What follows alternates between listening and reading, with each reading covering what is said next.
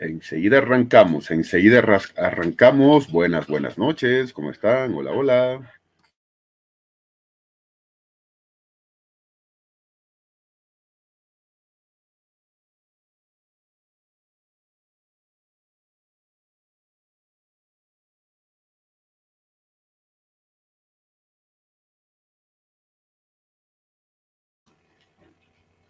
Solo estoy comprobando esto. ¿Cómo están? Buenas. Buenas, hola Boris, ¿cómo están? Buenas noches. Enseguida arrancamos. En un segundo, por favor, les pido eso.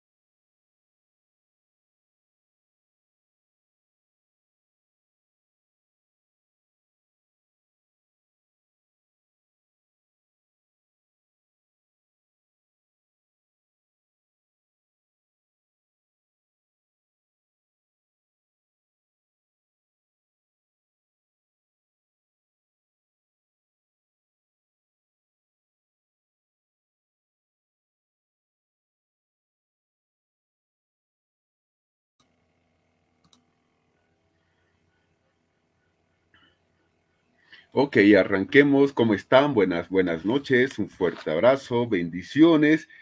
Y ya estamos en el mes de octubre.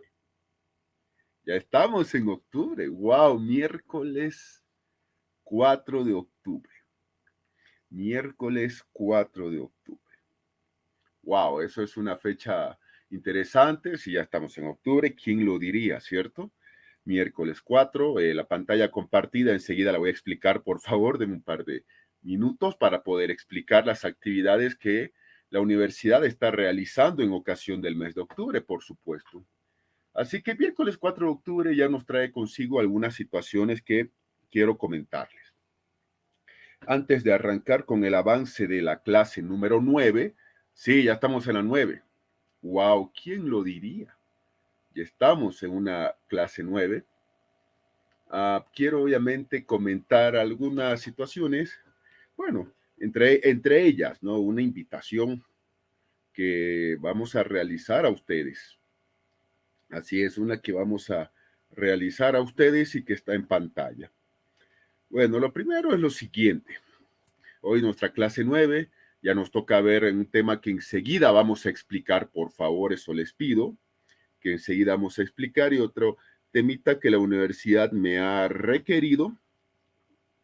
Así que también eso lo quiero explicar, mencionar al principio, y al final ya lo conversamos con más detalle, por favor. Eso les pido, hasta que por lo menos esté una buena mayoría conectado o conectada, perdón.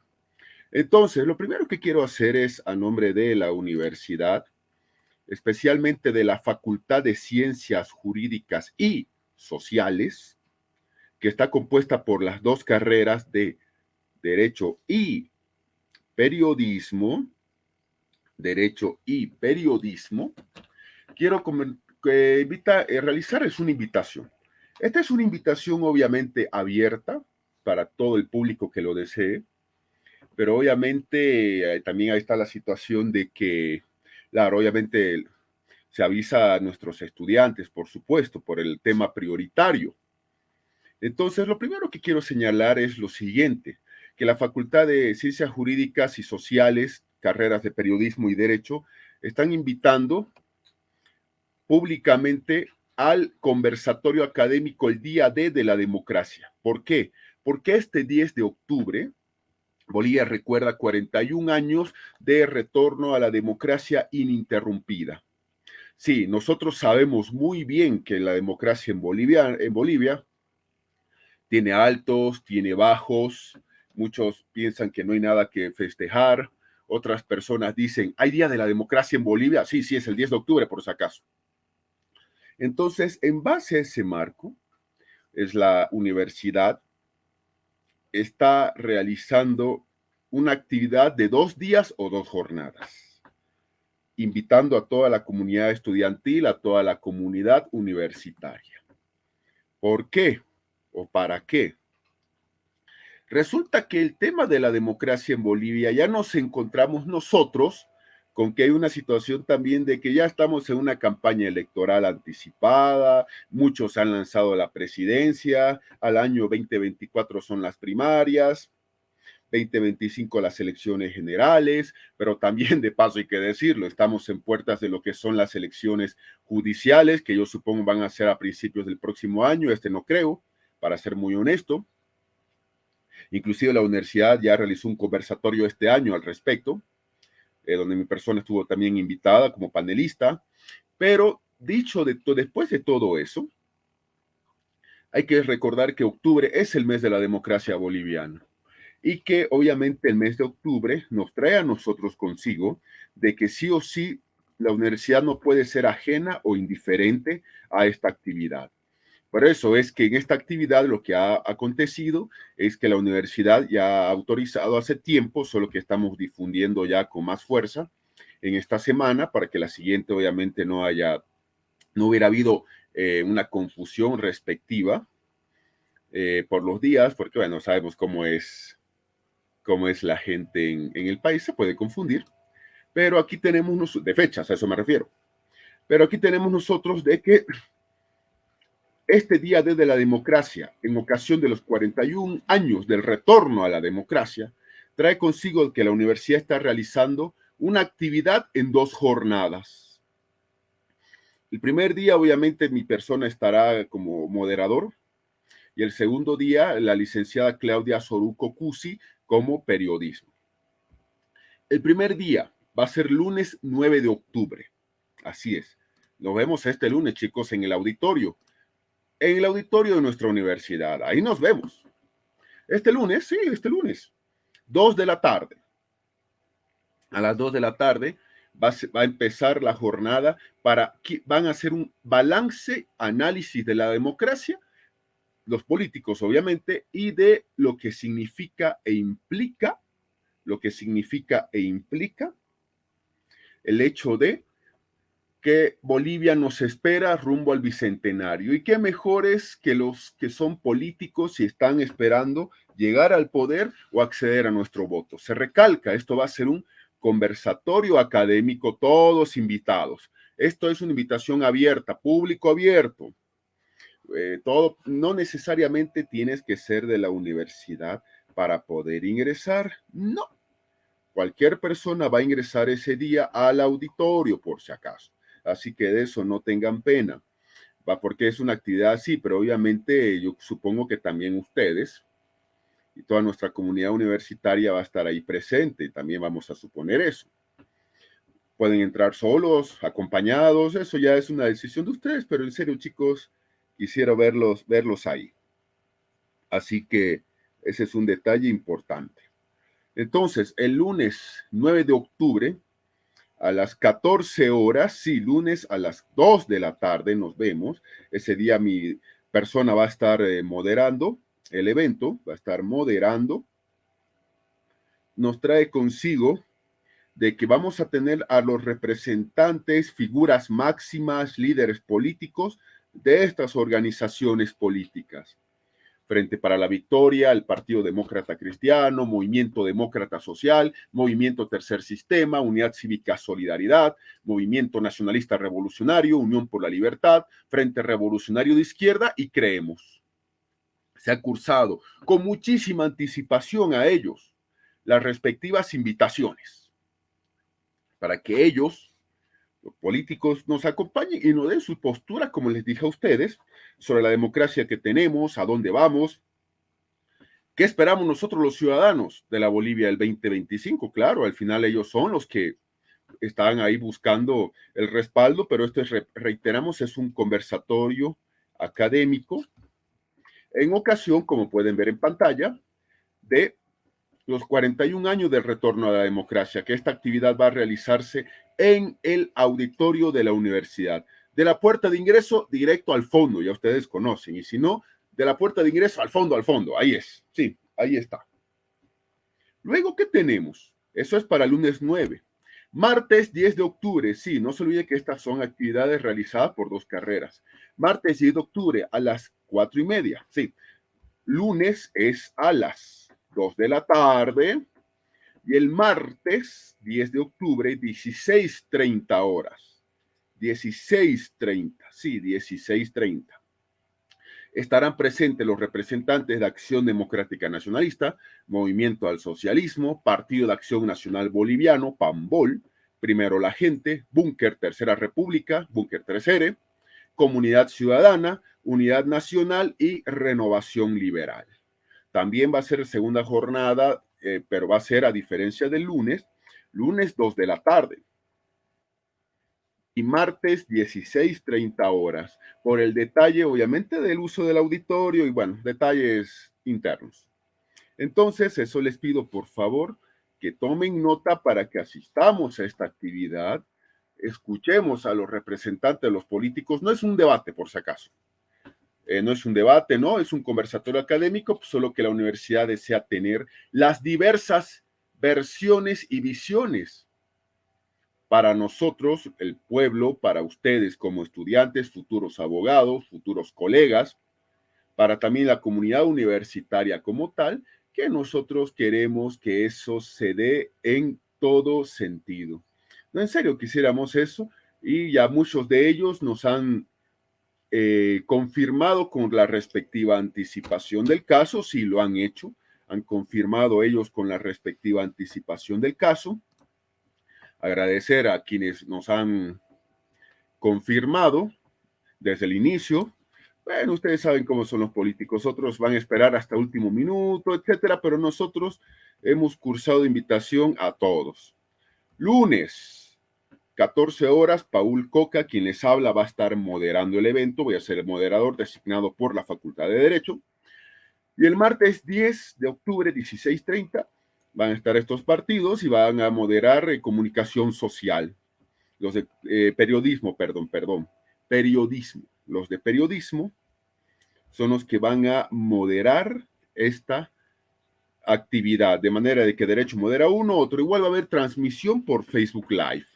Y sí, obviamente al final podemos, si ya tienen alguna consulta, al final por favor les pido, podemos resolverlas sobre el evento. Y sí, la respuesta es sí, puede haber preguntas. Pueden haber preguntas de parte de ustedes. Eso no hay ningún inconveniente, eso no hay ningún problema. ¿Pueden haber preguntas? Claro que sí, más vale que se realicen, obviamente. Claro, más vale que se realicen, obviamente, claro, más vale. Entonces, ese es el primer anuncio que obviamente nosotros estamos realizando, ¿no? Porque la idea también es, hay que ser honestos, es Día de la Democracia, todo eso, pero también nosotros queremos, sí o sí, tener las diversas visiones, porque la universidad es obviamente pluralista. La universidad desea eso, la idea tampoco, esto no es un debate, es un conversatorio. Entonces, eso también es algo absolutamente importante, ¿no? Que también hay que decirlo. Hay que tener diversas visiones, sí. Hay que tener diversas visiones en todo esto de acá. Hay que tenerlas, hay que saberlas usar, saberlas impartir, no quedarnos con una informacioncita que por ahí aparece. No, la idea de la universidad es absolutamente esa. Y al segundo punto, chicos, que esto por favor al final los demás lo van, nos van por favor, lo vamos hablando, es el siguiente también.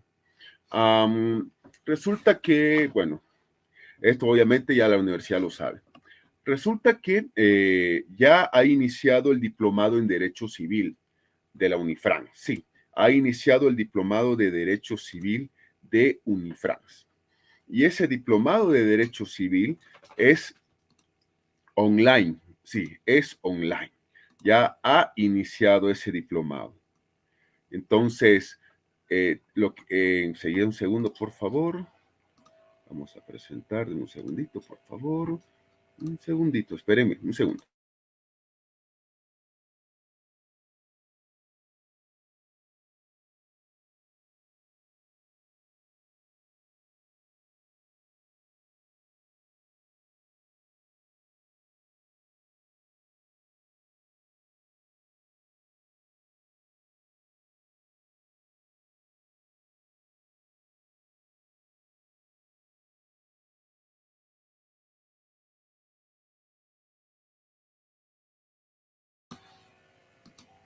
Creo que se ve, sí, bueno. Ha iniciado, sí se ve algo, el diplomado en Derecho Civil y Procesal Civil en la Era Digital. Ya ha iniciado este diplomado. Como ustedes pueden ver, hay buenos docentes. Alan Wilber Sánchez, mi persona quien les está hablando también, por supuesto.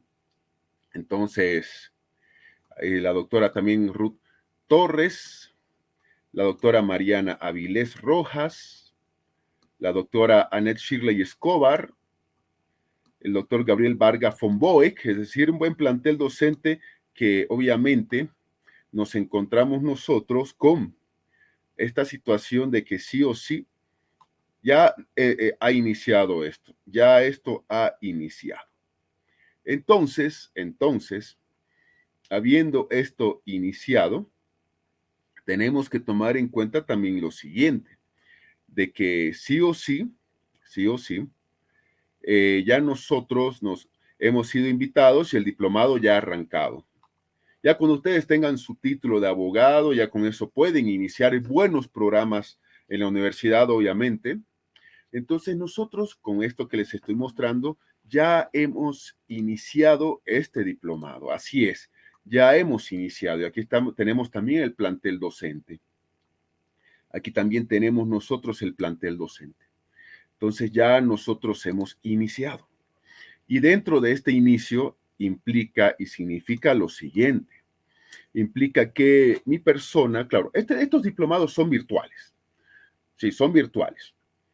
La siguiente semana, en este mismo horario, bueno, en realidad de 7 a 10 de la noche, sí, de 7 a 10, lunes, miércoles y viernes de esta semana y la subsiguiente semana, no voy a poder dar clases con ustedes en dos clases. Entonces, mire, mi clase van a ser de este diplomado lunes 9, miércoles 11, viernes 13. 9, 11, 13, luego lunes 16, eso al final lo vemos, no hay problema. Obviamente la universidad sabe, es un diplomado de nuestra universidad, obviamente, entonces no hay problema de mover algunas fechas, por si acaso. 9, 11 y 13 es mi primera semana del diplomado, si la clase del 11 no la daría.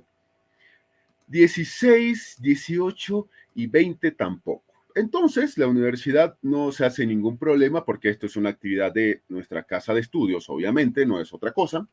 Entonces, la universidad me ha dicho que con ustedes puedo coordinar un día de esa semana para recuperar las clases. Bueno, nosotros sabemos es una ventaja, clases online, y obviamente las clases igual las grabamos y el material lo subimos, ¿no? Entonces, se le voy a pedir al final que veamos qué horarios a ustedes les es más cómodo recuperar. Solamente van a ser por esas 2 jornadas. Y la explicación obviamente se las he mostrado, por supuesto, ¿no? Que es la mismísima universidad, ¿no? Que nos ha requerido para este diplomado, que obviamente va a ser una situación absolutamente online, ¿no? Entonces, entonces eso quiero igual, les planteo eso, ¿no? Lunes 9 no voy a poder, hoy tampoco tenemos clases. Miércoles 11, que es nuestra clase, no voy a poder. Y tampoco el asunto de el viernes 13. Lunes 16 no voy a poder, miércoles 18, que sería nuestra otra clase, y el 20, pero no hay ningún problema. Como abogados, nosotros tenemos que aprender a dar 1000 soluciones por cada problema y no 1000 problemas a cada solución. Entonces yo no me haría problema que luego lo planteo una vez estemos casi todos. Sí, podemos recuperar, obviamente, como les digo, esa actividad de la universidad no es otra cosa. Si podemos recuperar sábado, en qué horario, hasta un domingo, eso lo decidimos al final, por favor. Entonces, haciendo eso y con la respectiva excusa, entonces esos son algunos anuncios. Primero, antes de arrancar, por favor, primero, nuestra actividad del día lunes. 2 de la tarde lunes, nos vemos en el auditorio de la U. Y luego, al día siguiente, martes 16:30 en el auditorio. Pueden ir a 1 o 2 días, lo ideal sería que vayan a los 2 días. Y luego lo de la clase del miércoles para el final, por favor, les pido al final para que así ahorita avancemos. Si he hecho una buena introducción, lo siento, si me he pasado un poquito el tiempo. Que nosotros vamos a hacer al final para ver el tema del detalle de si les conviene a ustedes sábado, en qué horario, o domingo mover la clase. La ventaja es que es online, así que es una gran ventaja. Porque yo sé que otros días, martes y jueves, tienen clases. Lo sé muy bien. Eso voy a respetar el horario de los otros docentes, pero como les estoy mostrando, les está mostrando, esto es una situación de que nuestra universidad nos ha requerido para eso, así que con todo eso vamos a estar muy bien. Así que así vamos a realizar todo ese aspecto absolutamente importantísimo que ya ahí tenemos. ¿Listo? Entonces, dicho eso, y haciendo cualquier disculpa por anticipación, arranquemos. Sí, ya estamos un poquito, sí, lo sé, pero arranquemos por favor y ya luego vemos los otros detalles. Ya me he puesto igual otra vez al lado del router. Apago cámara por si acaso, es lo mejor, por el tema del Wi-Fi. Sí, ¿saben qué es lo más chistoso a manera de paréntesis? Lo más gracioso en todo esto es que sí o sí, eh, hasta cuando hay los cortes de las señales en la transmisión, por ejemplo, que ustedes pueden ver en YouTube, claro, hay cortes y ahí sale eso más grabado. Bueno, ¿qué se va a hacer por si acaso? Así que, bueno, entonces ya nos toca a nosotros, así nomás, ya nos toca, así que adelante a meterle con nuestra unidad o clase número 9. Y ya estamos en la 9. Para esta unidad les pido por favor amplitud de criterio. ¿Por qué? Porque la unidad así lo requiere. Ya estamos en la unidad o clase 9. Yo le pongo a cada clase una unidad por si acaso. Creo que eso nos hemos dado cuenta. Igual, ¿no? La grabación de las anteriores clases, el material, como les digo, ya está subido a YouTube. Eso es lo que yo suelo hacer por si acaso. Los materiales están igual en diapositivas, en apoyo. Y les pido por favor que al final de la clase, como ya sabemos nosotros siempre, cualquier duda, consulta, comentario, por favor, eso les pido, por favor, por favor, por favor, al final. Eso les pido, por favor. Así que bueno, empecemos con la unidad número 9, pluralismo jurídico. Lo primero que hay que entender es lo que es pluralismo. Así es, lo que es pluralismo. Pluralismo, así de sencillo, pluralismo. Así que bueno, veamos y arranquemos, por favor. Lo primero que hay que entender nosotros es lo siguiente. Pluralismo es la teoría, así es la teoría que supone la realidad compuesta por principios diferentes y es una doctrina que preconiza la coexistencia de varias tendencias. Pluralismo implica plural, es decir, diversidad.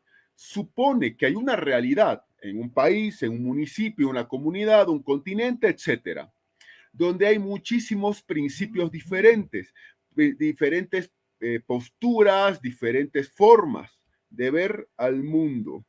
Así de sencillo, así de simple. Así que ese es un detalle. Y bueno, entonces ahí tenemos nosotros eso, pero también preconiza la existencia de varias tendencias, que vamos a verlas acá. Y bueno, así que veremos, obviamente, nuestro enfoque que es del pluralismo jurídico. Ahora, pluralismo jurídico hace entender una definición alternativa del derecho. Así es, hace entender una definición alternativa de lo que es el derecho. Así es, hace entender todo eso. ¿Por qué? Porque nosotros vemos, que ya hemos visto en la unidad 1, ¿no? Derecho, conjunto de normas jurídicas que establece el Estado, es coercitivo, sancionable. Y bueno, entonces ahí tenemos eso. Pero la definición clásica del derecho que nosotros tenemos se refiere a esas normas que produce, una definición clásica, hay que decirlo, el Estado, vía órgano legislativo. Así es. Vía órgano legislativo. Así es. Así es y así es. Vía órgano legislativo.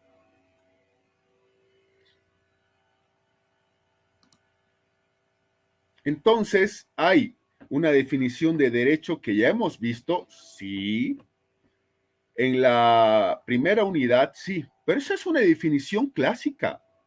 Es una definición absolutamente del mismo estado. Una definición clásica, romana inclusive, sí, pero obviamente nos referimos a derecho en base a lo que el órgano legislativo del Estado aprueba. Pero también hay que entender que hay una definición alternativa, por supuesto, y eso la marca el pluralismo jurídico. Entonces, lo primero que hay que entender es lo siguiente. El pluralismo jurídico refiere la coexistencia. Ojo, coexistencia. Mucha atención con el término coexistir. Dentro del Estado, de diversos conjuntos de normas jurídicas positivas en un plano de igualdad, respeto y coordinación. Respeto y coordinación. Hay la coexistencia dentro de ese Estado de diversos conjuntos de normas jurídicas positivas. Así es, positivas, señoras y señores. Positivas en todo el sentido. Voy a la siguiente. Entonces, se trata de la coexistencia, el pluralismo jurídico, de la coexistencia en el territorio de un Estado de diversas normas jurídicas correspondientes. Por lo general, sí, por lo general, al menos en países como el nuestro y aquí de América Latina, a pueblos indígenas que tienen aplicación práctica esas normas. Pero ojo, hay un ordenamiento jurídico oficial o del Estado, que es el que conocemos. Ese ordenamiento jurídico oficial o del Estado nos trae consigo a nosotros de que, por ejemplo, hay leyes, decretos y otras normas emanadas de los órganos correspondientes. Es el llamado derecho oficial. Pero también hay pueblos indígenas, en el caso de América Latina y Bolivia no es la excepción, donde obviamente hay un derecho que se aplica, hay un derecho vigente que coexiste con el derecho oficial.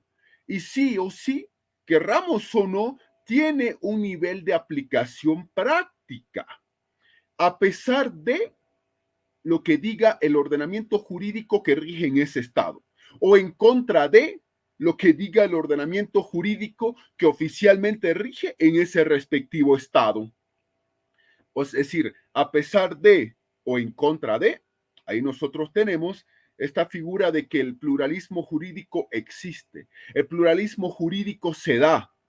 El pluralismo jurídico es una realidad, a pesar de que el Estado pueda o no reconocerlo, pueda o no darle cierto tipo de límites, de que pueda darle cierto tipo de límites o cierto tipo de facultades. De que existe, existe. Y esta es una realidad que querramos o no es innegable. Yo sé que este punto choca con muchas personas. Lo sé, lo sabemos. Choca con mucha gente. Entender de que países como Bolivia, querramos o no, hay un pluralismo jurídico en vigencia. Hay las leyes que ustedes por 4 años, 5 años han estado estudiando en la universidad, sí. Muchos harán sus tesis, examen de grado, en base a lo que estamos hablando, el derecho oficial, el derecho positivo del Estado.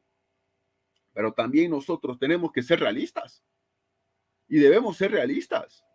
Hay otro tipo de normas vigentes y que son jurídicas, querramos o no, porque prescriben conductas, sancionan inclusive, pero el tema de hacerlas coexistir al derecho ordinario, derecho común o general como el nuestro, y el derecho consuetudinario o el derecho de los indígenas o ese en 2 palabras, pluralismo jurídico, es un gran reto y sobre todo un gran desafío que tienen los estados, porque aquí tenemos que hablar de manera sencilla de que tiene que haber una coexistencia. Tiene que haber una coexistencia, sí o sí.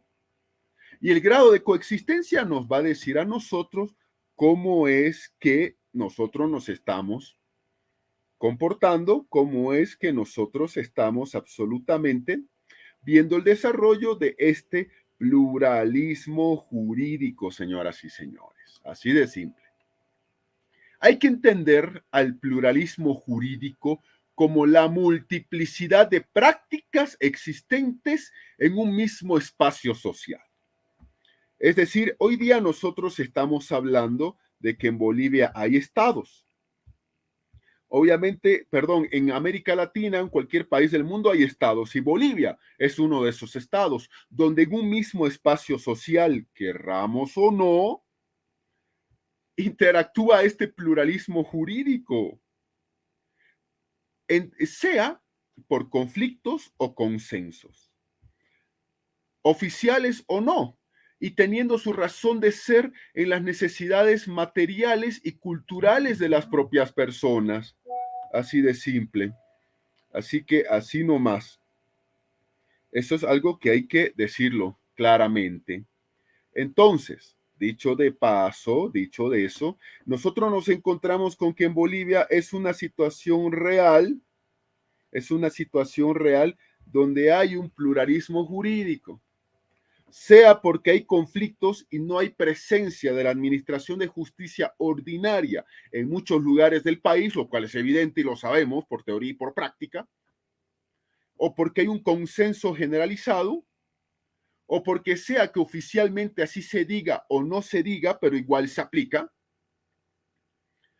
y hay necesidades que la gente tiene, materiales, culturales, y lo que hablábamos alguna vez, esa necesidad de justicia que tiene la gente. Y obviamente todos tenemos derecho a acceder a la justicia. Tenemos esa necesidad de justicia y obviamente todos queremos que sea de manera más rápida y expedita, sin burocracia, sin ninguna de esas cuestionantes, y lo cual no es un secreto tampoco en base a eso que queremos. Ahora, ¿por qué surge el pluralismo legal o pluralismo jurídico? Reside desde la época de la colonia. Y hay que decirlo que ese es el punto de partida. Claro, el punto de partida es la colonia.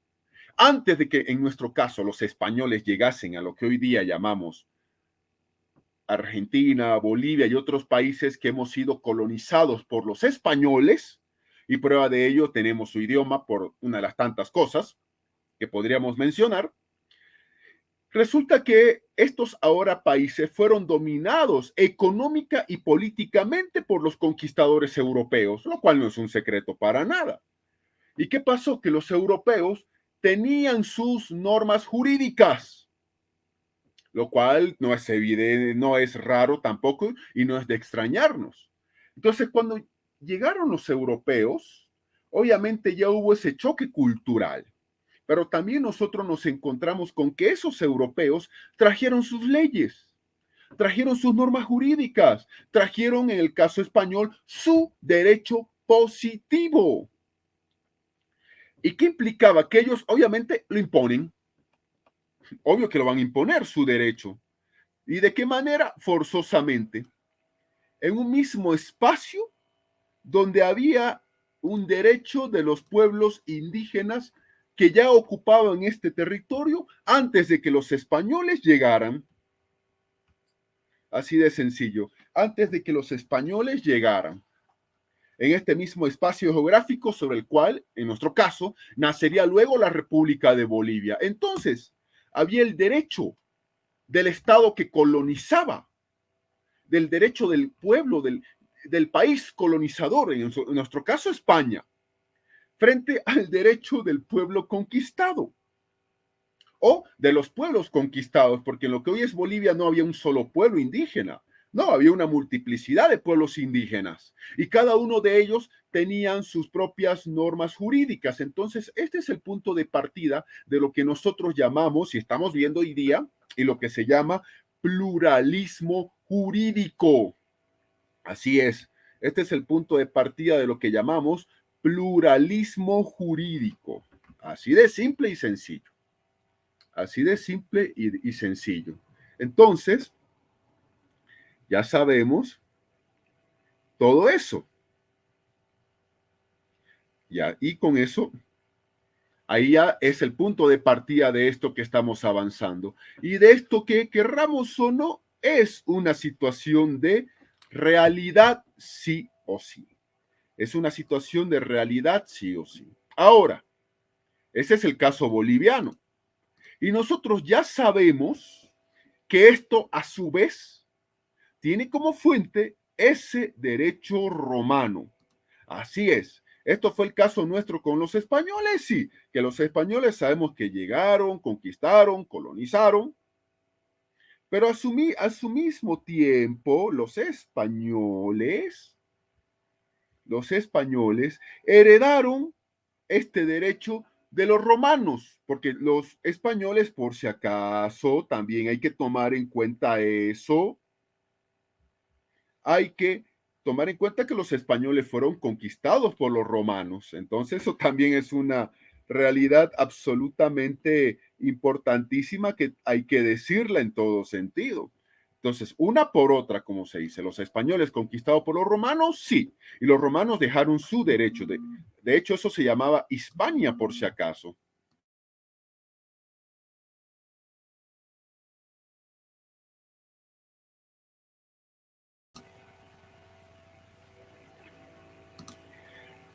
Entonces, claro, en esa época España era la provincia romana de Hispania. Y obviamente los romanos dejaron ahí su propio derecho. Y ese derecho ha sido el derecho que luego, cuando los españoles nos conquistaron a nosotros acá en América Latina, en particular en lo que hoy llamamos Bolivia, eso ha sido ya la herencia respectiva y ese también ha sido el choque del pluralismo jurídico. ¿Por qué? Porque obviamente la herencia ya la tenemos, pero paralelamente ya había acá derecho de las personas que habitaban esta parte del mundo. Pero había un detalle, ese derecho se siguió manteniendo desde antes de la llegada de los españoles hasta el día de hoy. Hasta el día de hoy. Ahora, hay otro enfoque del pluralismo jurídico que hay que mencionarlo. Es considerado como un elemento de la globalización en el ámbito de la economía global y sus intereses de regulación social supranacional. Claro, también es eso. ¿Por qué? Porque el avance del mundo, claro, esto solamente lo menciono por si acaso. El avance del mundo va ligado a tener a que el día de mañana existan normas que sean supranacionales y normas que sean absolutamente unificadas, al menos en el ámbito de la economía.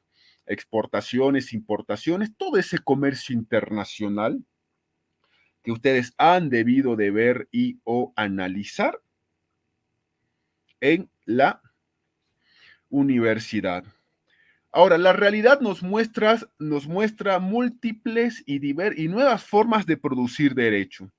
Hay fenómenos que interactúan entre las diversas formas de administración de justicia y todo eso lo que hace es, de una u otra manera, fundamentar el pluralismo jurídico, de que hay diversas formas de administrar justicia, de resolver conflictos inclusive, de tener una pluralidad. De hecho, el mundo está girando, como les digo en esta diapositiva, el mundo está girando a tener sí o sí, a tener un pluralismo jurídico porque los países somos diversos. Es cierto, hay países romanos del sistema romano, Bolivia, Argentina, Chile, América Latina, en pocas palabras, pero aún así todos ellos tenemos nuestras propias y particulares legislaciones basadas en nuestras propias y directas realidades. La producción y aplicación de derechos provenientes entonces de las prácticas sociales comunitarias, independiente de los órganos del Estado, independiente de los tribunales ordinarios de justicia, provienen del seno de la propia comunidad y dan lugar a una justicia que nace de estas prácticas sociales. Es decir, hay y hubo en su momento prácticas sociales comunitarias que luego empiezan a aplicar derecho. Y ese derecho aplicado el día de hoy está vigente al margen o paralelamente, la idea sería la coexistencia, pero al margen o paralelamente del derecho de los órganos del Estado. Pero este derecho consuetudinario, indígena y otros nombres que vamos a ver aquí esta jornada, nos trae consigo eso, de que hay unas prácticas sociales que dieron luego lugar a este derecho que por lo general, hay que decirlo y aclararlo, es un derecho pero no escrito. De esta manera, hay un escenario. Por un lado, hay normas jurídicas inspiradas en el liberalismo emergente de la Revolución Francesa y sus efectos, las cuales son puestas en vigencias por el propio Estado. Y no nos olvidemos un detalle importante históricamente hablando. Las primeras leyes bolivianas como tal, puestas en la época del presidente de esa época, Andrés de Santa Cruz y Calahumana, el mariscal de Cepita, que gobernó 1829 a 1839 Bolivia, obviamente ahí nos encontramos de que él trajo la primer grado de codificación a Bolivia, los códigos Santa Cruz, así se les denominó, Código Civil, Código Penal y otros tantos, y eran inspirados absolutamente en la legislación francesa. Entonces Bolivia adopta esa legislación francesa para tal efecto. Eso por un lado, por supuesto, y eso es lo que también ha incidido bastante en la regulación de países como el nuestro. Pero también, por otro lado, no nos olvidemos que habían y hay normas jurídicas originadas en las culturas anteriores a la conquista europea de América. ¿Mantenieron su vigencia? Sí. Es más, mantuvieron sus costumbres, su idiosincrasia y muchas otras formas, inclusive. Antes, durante y después de la colonia, estas normas consuetudinarias indígenas, un derecho indígena como tal, dependiendo de cada pueblo su propio derecho, han estado vigentes, querramos o no, antes, durante y después de la colonia, y también antes, durante y después del nacimiento de las distintas repúblicas. Y entre ellas, ese es el caso boliviano, que han estado en vigencia absolutamente antes, durante y después de la colonia, antes, durante y después de la conquista que hicieron los europeos y el nacimiento de la independencia. Y hasta el día de hoy siguen absolutamente vigentes. Y eso es algo que no se puede negar. De esta manera, hay normas que históricamente se vienen realizando y se vienen aplicando por parte de los distintos grupos humanos que poblaron y que al día de hoy viven en nuestro continente y por lógica viven en nuestro país. Y esa es una realidad innegable. Entonces, ¿nacen los estados? Sí, no es un secreto que los estados nacen, se independizan de lo que fue España, en nuestro caso, sí. Bueno, España, Portugal, etcétera. Y resulta que hay un derecho oficial, que es el derecho que adopta la norma del conquistador. El caso boliviano, por ejemplo, de otros países de América Latina conquistados por los españoles, ya nosotros sabemos. Adoptamos las instituciones propias del derecho de la colonia. Por ejemplo, jueces, fiscales y otras tantas. Pero habían estas normas locales, que eran derecho como tal, aunque no estuviera escrito, pero era un derecho no escrito. Entonces, estas normas paralelas son ignoradas por el ordenamiento jurídico oficial, por sus instituciones, por sus operadores, pese a que en gran parte de las situaciones y o problemas generados entre personas en área rural y zonas periurbanas de las ciudades americanas, no había ninguna posibilidad de acceder a la administración de justicia ordinaria. No nos olvidemos cuando Bolivia nace a la vida independiente, 6 de agosto de 1825, ¿nacemos a la vida independiente? Sí, nacemos a la vida independiente, pero también eso nos trae consigo de que la población boliviana era poca, la guerra de independencia había diezmado a la población local y obviamente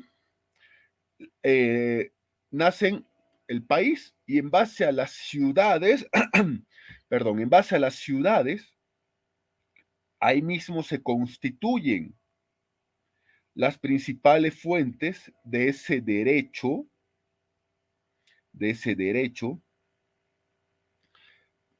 positivo producto de los europeos.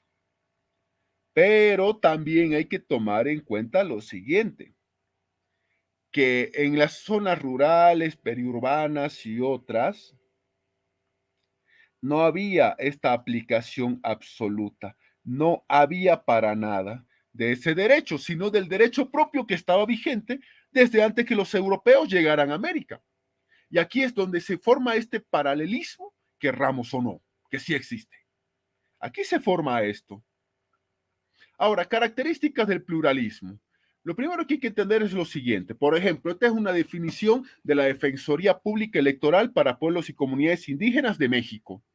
El sistema jurídico mexicano, dice en esta definición de pluralismo jurídico, se inscribe en el pluralismo jurídico. Mire, su sistema jurídico en el pluralismo. Sí, México es un estado con diversidad de naciones, una gran población mestiza, pero hay también pueblos que son obviamente indígenas, que esto también vamos a hablar de ese sistema federal que los mexicanos tienen, ese sistema federal que ellos tienen y que les ha resultado muy bien, ¿no? Pero eso vamos a hablar en la siguiente unidad una vez definamos el día, por favor, en base a lo que hablábamos al principio, el cual considera que el derecho se integra tanto por el derecho legislado formalmente por el Estado. Hemos visto en la anterior clase el tema de el derecho, el procedimiento legislativo, así, como por el derecho indígena, generado por pueblos indígenas y las comunidades que los integran. Entonces, esto es algo, una definición que hace, por ejemplo, en México, ¿no? El sistema jurídico de ese país está tanto en el derecho que está legislado por el Estado, hay un órgano legislativo y todas esas tareas del procedimiento legislativo, como por ese derecho indígena que aceptan, que generan los pueblos indígenas y las comunidades que integran el Estado mexicano. Por eso hemos sacado esta definición de allá. En ese marco, entre las principales características que podemos obtener el pluralismo jurídico y su aplicación en estados como el nuestro, tenemos lo siguiente. Primero, las normas producidas por el Estado, así es, las normas que produce el Estado, denominadas derecho oficial, denominadas derecho estatal, denominadas derecho republicano, tienen una existencia que ya está legitimada, ya es legítima, por el hecho de haber sido producidas por los mismísimos órganos del Estado. legislativo o ejecutivo según corresponda, porque hemos visto en una anterior jornada que el legislativo produce leyes, pero el ejecutivo produce decretos y esos decretos son legislación, son normas jurídicas también. Y obviamente estos, legislativo y ejecutivo, por supuesto, son los poderes que, mediante sus leyes o reglamentos, según corresponda o respectivamente, ponen en vigencia las reglas o las normas que regulan la vida en sociedad para los habitantes de ese país. Es decir, ya hay una existencia legitimada en todo esto. Dos, las normas indígenas, denominadas derecho indígena, consuetudinario indígena, derecho de los pueblos indígenas, suelen ser vistas, no digo que lo son, por si acaso hago la aclaración. Por eso hemos colocado ahí, suelen ser vistas, ¿por quién? Por el mismo Estado y por muchísimas personas. Ojo con eso, no digo que lo sean, sino que suelen ser vistas y es una realidad. El Estado así las ve y hay personas que la ven como la expresión palpable del, entre comillas, atraso de los pueblos, como normas inclusive, entre comillas, salvajes, hasta como normas inhumanas, que al no haber sido reconocidas por el Estado, bueno, muchos dicen, incluyendo el propio Estado, que hay que superarlas, o mejor, ser trascendidas. Olvidemos de esto. Sí, sí, ya, qué bonito para estudiarlo y ya está. Y en realidad sí existen. Sí existen estas normas. Y sí existe en Bolivia un pluralismo jurídico. Tres, también se las trata a las normas indígenas como si fuera un derecho insurgente contra el Estado. Muchos dicen, yo no estoy de acuerdo, pero muchos lo dicen, y estamos en una clase académica, que es la expresión del caos, desorden, permisividad y hasta pasividad del gobierno y a la anarquía. Y muchos dicen que no deberían ser permitidas por ningún argumento y deben ser combatidas. Reitero, esto es una realidad para muchos. Muchos no quieren que Bolivia sea un país pluralista jurídicamente hablando, porque la unidad es pluralismo jurídico. Lo que exista de otro tipo de pluralismo, podemos mencionarlo, pero no profundizarlo. Pero también es esa una situación. Entonces, el derecho de los pueblos indígenas no es una antigüedad, es una realidad. No es algo arcaico que hay que superar. En primer lugar, ¿por qué? Porque existen en nuestra realidad y en nuestra práctica. Hay una frase que dice, no porque no conozcas algo, no significa que no exista. Y dos, desde niños siempre nos hacían este ejemplo y todos nos equivocábamos. Todos nos decía, si hay un árbol al borde del precipicio, un bosque, y el árbol se rompe y se cae al precipicio, pero no hay nadie que escuche. ¿Hace ruido o no hace ruido? Todo el mundo, no, no hace ruido porque nadie lo escucha. No, sí hace ruido, sí, en ese ejemplo, sí hace ruido. El hecho de que no lo escuches no significa que no exista o que no haya sucedido.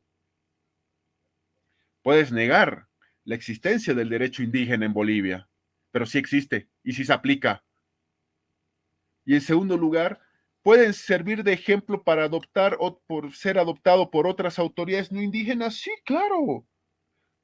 No nos olvidemos de los principios de justicia y equidad. Ya hemos hablado de eso en un momento, no es lo mismo para nada. Ahora, ¿cómo definimos o cómo, perdón, clasificamos al pluralismo jurídico? Hay que clasificarlo en base a lo siguiente. ¿Hay un pluralismo jurídico formal unitario? Sí.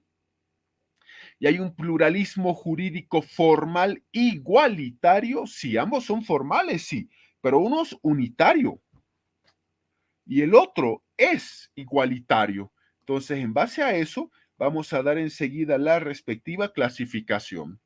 Empecemos por el primero, por favor.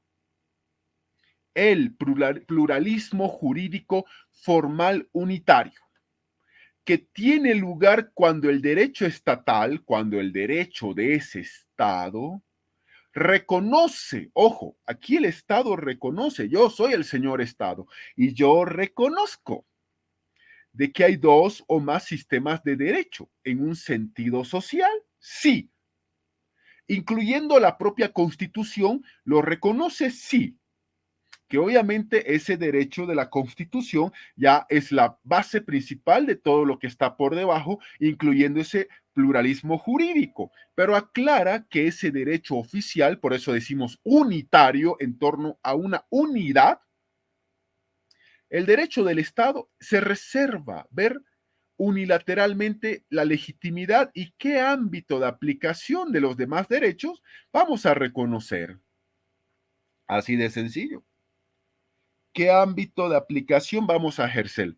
Está bien, dice el Estado, que exista, que exista, pero nosotros decidimos qué van a hacer ellos y nuestros límites que vamos a poner como Estado y por lógica nosotros como Estado dentro de ese órgano judicial, ¿qué vamos a realizar?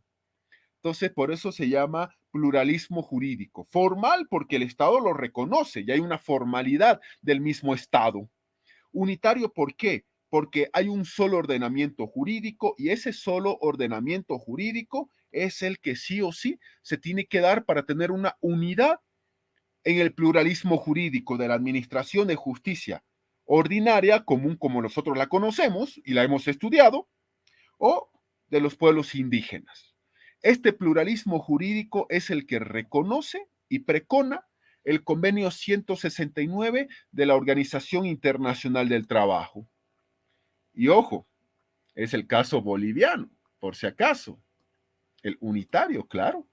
Ya la Constitución, vamos a ver enseguida, ya da las pautas de cómo es el pluralismo jurídico en Bolivia.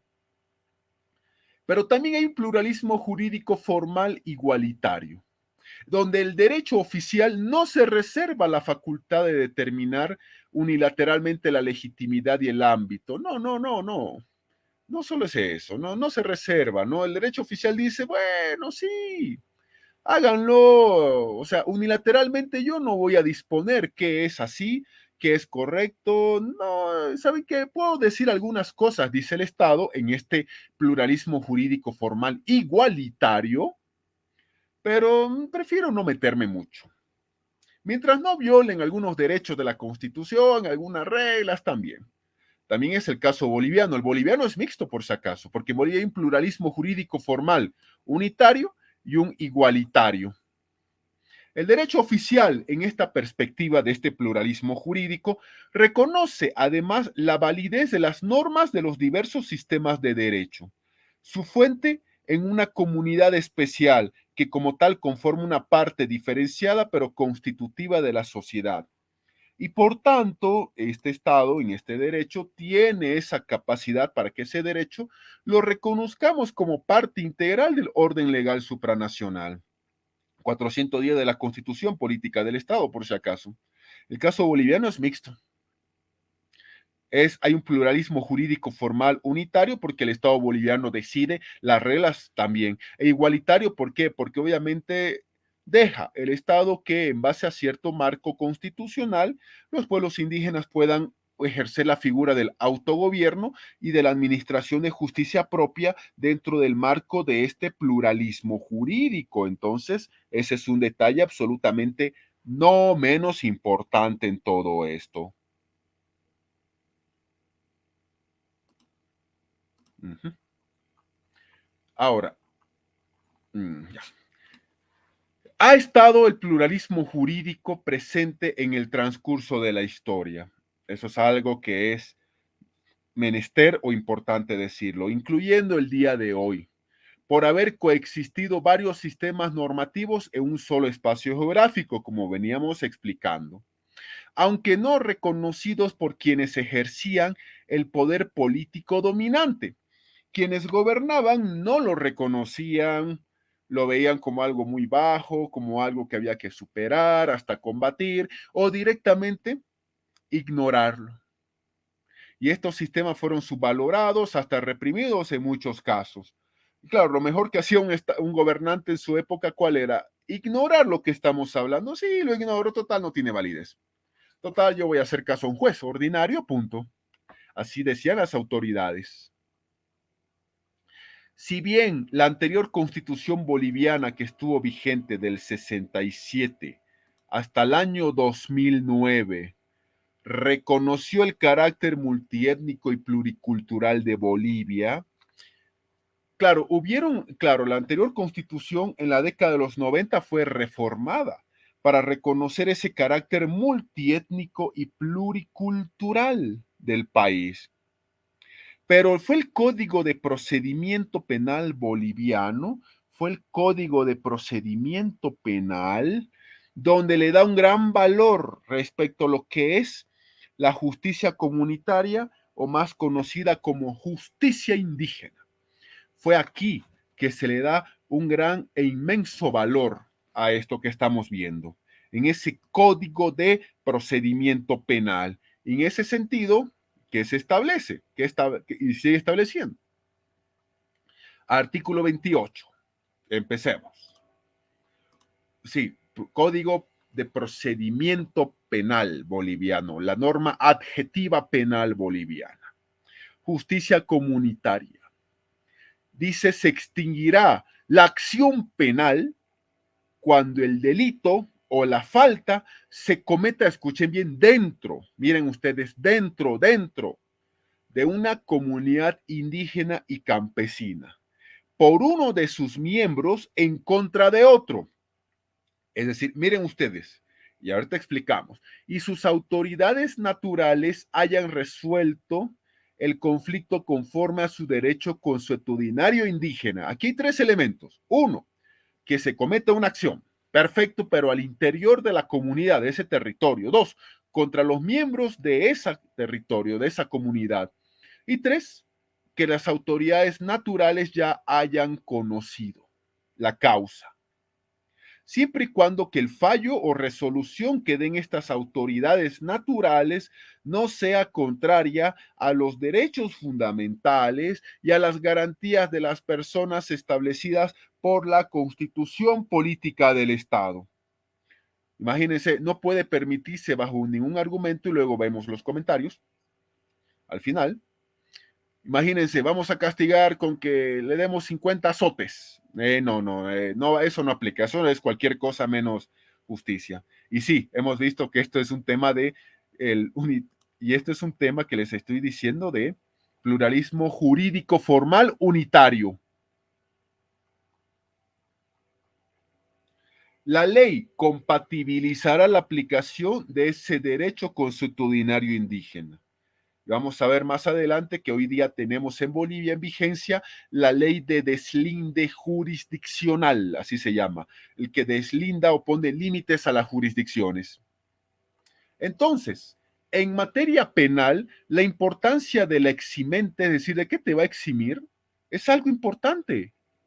Porque en este punto exacto estamos hablando de que hay una justicia comunitaria que conoce esa causa, pero esa justicia el Estado mismo le ha otorgado a sus autoridades naturales de esas comunidades hacer uso de ese derecho consuetudinario para solucionar conflictos. Es decir, el Estado mismo desde la década de los 90 le ha otorgado a esas autoridades naturales, a esas comunidades indígenas, el usar su propio derecho consuetudinario para la solución de los conflictos. Y aquí tenemos ya un nomen juris al respecto, ese derecho consuetudinario que acá establece en el Código de Procedimiento Penal un eximente, o sea, se extingue la acción penal. Entonces aquí tenemos un eximente o causal de liberación de la sanción que pueda sobrevenir a la persona, que adecue su conducta a un hecho tipificado como delito. Ya, su conducta ha sido adecuada a un hecho que tipificamos como delito, sí, correcto, estamos bien. ¿Lo han conocido las autoridades naturales del lugar? Sí. ¿De esta comunidad indígena? Sí. ¿Aplicando ese derecho consuetudinario propio a esas autoridades naturales? Sí. Y si bien esas autoridades naturales hayan sido elegidas conforme a un X, Y o Z procedimiento del lugar, es el Estado el que les ha reconocido ese poder, querramos o no. Y ese es un detalle. Y esto se caracteriza, ¿por qué? Porque al momento de cometerse el hecho delictivo, existen Y si ahí dice la normativa que se pueden extinguir, sí. ¿Por qué? Porque esto que estamos viendo ha sido, esto por supuesto, ha sucedido de manera anterior a todo. Así. A diferencia de las causas que pueden venir posteriores a la comisión de un delito y no durante la comisión del delito, no, esto es anterior. No, solamente se aplica derecho indígena en muchos lugares de Bolivia, no voy a decir el 100%, sería falso, desde antes que los españoles llegaran, así de sencillo. Entonces, en concordancia con el artículo 11 del Código Penal Boliviano, el CPB, el cual en su numeral 2, parágrafo 1, señala que están exentos de responsabilidad penal aquellos que vulneren un bien jurídico ajeno en el ejercicio legítimo de un derecho, oficio o cargo, cumplimiento de la ley o un deber, aquí nosotros vemos que este ejemplo se encuadra en este eximente, o sea, quien exime esas autoridades naturales que administran justicia comunitaria, porque es una jurisdicción paralela a la del Estado. Jurisdicción, que luego vamos a explicar enseguida qué significa eso de jurisdicción, a la del Estado y tiene como límite necesario el respeto a los derechos fundamentales. Aquí nosotros sí o sí estamos hablando de que no puede castigarse, por ejemplo, con la pena de muerte. Yo soy juez indígena, torturemos, cortémosles un brazo, pena de muerte, no. Eso no puede aplicarse, ni nuestra jurisdicción ordinaria lo aplica, mucho menos la jurisdicción indígena originaria campesina puede aplicarlo. Hay que dejar claras las cosas, tal como son. Ahora, esta es la actual constitución política del Estado.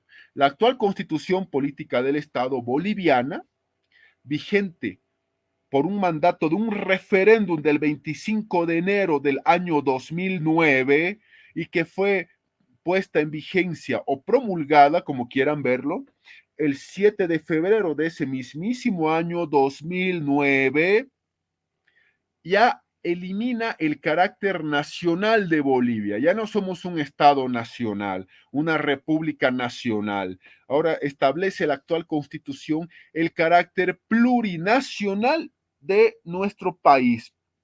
Plurinacional. Dentro de ello, dentro de lo plurinacional, se estipula el pluralismo en diferentes aspectos, que vamos a ver qué dice la Constitución Política del Estado en estos diferentes aspectos. A ver, ¿a qué se refiere la Constitución cuando habla de pluralismo? Primero, artículo 1 es elemental y es clave entenderlo y decirlo. Que Bolivia se constituye es un Estado unitario, social, de derecho plurinacional, comunitario, libre, independiente, soberano, democrático, intercultural, descentralizado y con autonomías. Pero también dice que Bolivia se funda en la pluralidad y, ojo, el pluralismo político, económico, jurídico, cultural y lingüístico dentro del proceso integrador del país. Obviamente a nosotros en esta unidad únicamente nos interesa el pluralismo, pero de índole legal o jurídico, por supuesto. No nos interesan los otros pluralismos. Hay que hacer esa aclaración también. Entonces, Bolivia se basa en esa pluralidad y ese pluralismo jurídico. Y la Constitución dice que esto es dentro de ese proceso integrador del país, dentro de ese proceso integrador del país. Artículo 51 de la Constitución. Parágrafo primero, todas las trabajadoras y los trabajadores tienen el derecho a organizarse en sindicatos de acuerdo con la ley.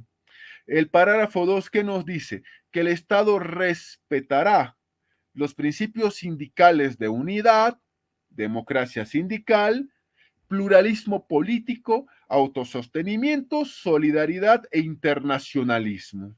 Pero obviamente este pluralismo no es un pluralismo jurídico que ejercen trabajadores y trabajadoras. No, es un pluralismo político. No se olviden que dentro de los sindicatos hay elecciones, hay diversas visiones políticas para quién va a estar al frente de cuál sindicato y todo eso. Pero no, si bien la Constitución habla de este pluralismo, aquí vemos de que no es un pluralismo jurídico como tal.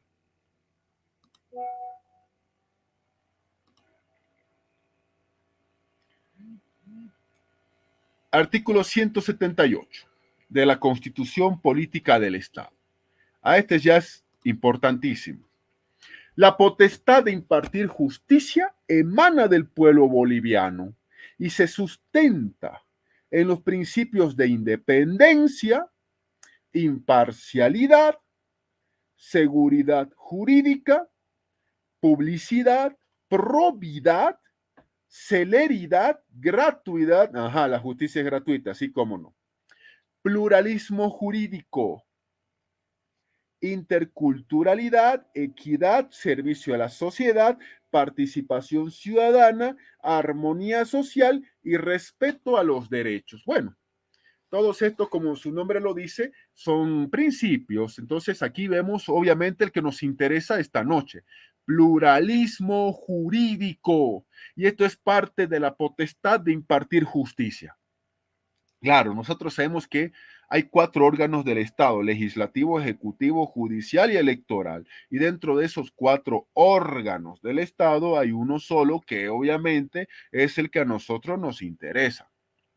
En este momento, por supuesto, esta jornada, esta noche, que es el órgano judicial, pero hay que entender que la potestad de impartir justicia emana del pueblo boliviano y tiene varios principios, uno de los cuales es el que justo esta noche nosotros estamos hablando o nos estamos refiriendo. El artículo 79 dice de la Constitución Política del Estado que la función judicial es única, es decir, hay una sola administración de justicia, pero, hay que decir ese pero, la administración de justicia, si ustedes han visto, hay una materia ley del órgano judicial u organización judicial, nosotros nos vamos a dar cuenta de algo importante. La función judicial es una, sí. ¿Hay un solo órgano judicial? Sí. Pero por mandato de la actual Constitución Política del Estado, ese órgano judicial tiene que estar disgregado, dividido, no en el mal sentido, dividido en diversas jurisdicciones. Dividido en diversas jurisdicciones. Tenemos, por ejemplo, una jurisdicción ordinaria, que es la común a nosotros, la que ustedes estudian a profundidad, la que ustedes están ahí viendo, analizando, han estado 4 o 5 años acá, y ahí vemos nosotros que primero tenemos una jurisdicción ordinaria, y esa jurisdicción ordinaria se ejerce por un Tribunal Supremo de Justicia, tribunales departamentales de justicia, tribunales de sentencia y por los jueces. Así de simple, directo y sencillo. Entonces hay un solo órgano judicial, sí, pero está dividido en diversas jurisdicciones. La primera jurisdicción ordinaria, como estamos viendo en pantalla, se ejerce por el Tribunal Supremo de Justicia, tribunales departamentales de justicia, tribunales de sentencia y los jueces. Luego tenemos una segunda jurisdicción, la agroambiental. Hay un tribunal agroambiental con sede en Sucre y también en todo el país, bueno, no en todo, en buena parte, jueces agroambientales. Así es, jueces agroambientales. Así es, señoras y señores. Luego tenemos nosotros lo que estamos hablando desde esta jornada. Hay una jurisdicción indígena originaria campesina que se ejerce por sus propias autoridades. Y van a haber jurisdicciones especializadas que la ley las va a regular. Jurisdicciones especializadas que la ley va a poder crear por mandato de la Constitución. Entonces, ese es un ejemplo absolutamente bueno que estamos dando en esto de acá. Ahora miren ustedes, este artículo 179, parágrafo 1, divide a jurisdicciones. Hay una más, enseguida la veremos, por favor. Pero también en su parágrafo 2, este artículo 179 nos dice, sí, este 179, parágrafo 2 nos dice que la jurisdicción ordinaria y la jurisdicción indígena, originaria, campesina, gozarán de igual jerarquía. Es decir, que el juez, perdón, el juez ordinario vale y pesa lo mismo que el juez indígena, originario, campesino. Y sus fallos también. Bueno, por lo menos en teoría y en lo que establece esta situación de la regulación de la Constitución.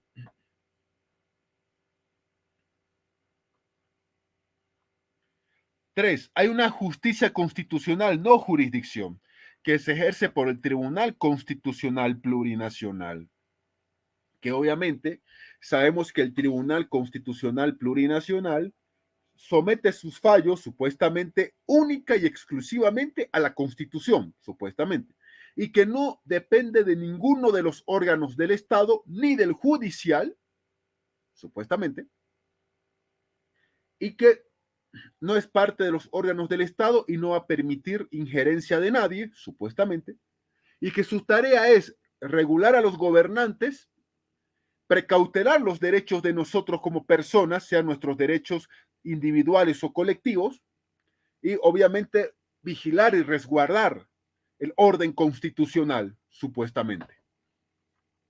Entonces no es una jurisdicción como tal, es una justicia constitucional. 4. El Consejo de la Magistratura es parte del órgano judicial. Obviamente la sede del Consejo de la Magistratura queda en la ciudad de Sucre, capital del estado, y por supuesto también sede del órgano judicial, a los fines que por supuesto nos interesa, y obviamente hay representaciones departamentales, al igual que del Tribunal Supremo, al igual por supuesto que del Tribunal Constitucional, hay representaciones departamentales. Las hay. Pero el Consejo de la Magistratura ya es un órgano administrativo y disciplinario del órgano judicial, no de la JIOC, hago aclaración. JIOC es jurisdicción indígena originaria campesina, sino que esa es la sigla que vamos a ver enseguida, no en serio, esa es su sigla, JIOC, J-I-O-C, jurisdicción indígena originaria campesina, JIOC. Ahora, el artículo 180, parágrafo 3 de la Constitución Política del Estado, nos dice que la jurisdicción ordinaria no reconocerá fueros, privilegios ni tribunales de excepción, pero ese mismo artículo a continuación, ¿qué dice? Que la jurisdicción militar, o sea, una jurisdicción militar, sí señores, la hay, juzgará los delitos de naturaleza militar que regule la ley. ¿Hay un código penal militar? Sí. ¿Hay un código de procedimiento penal militar? También. Y esta es una imagen cualquiera del Colegio Militar Gualberto Villarroel, que está aquí en Irpavi, zona sur de La Paz. Entonces, la jurisdicción ordinaria reconocida en el 180 de la Constitución Política del Estado y en el artículo 29 de la Ley del Órgano Judicial 025 establece que la jurisdicción indígena originaria campesina, también llamada por sus siglas JIOC,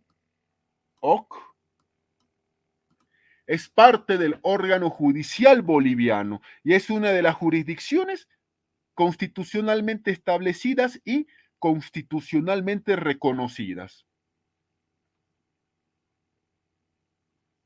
Ahora, deslinde jurisdiccional en Bolivia. Deslinde jurisdiccional en Bolivia. Nosotros tenemos que ser francos en muchas cosas, mucho más en clases académicas. Hay que entender lo siguiente. A ver, ya hemos visto hasta aquí que la Constitución Política del Estado ya nos dice a nosotros que hay una situación de que ambas jurisdicciones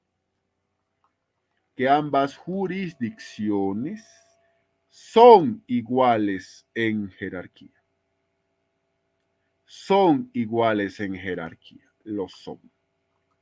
Claro que lo son. Por supuesto que sí. Obviamente que sí. Pero también hay que tomar en cuenta lo siguiente.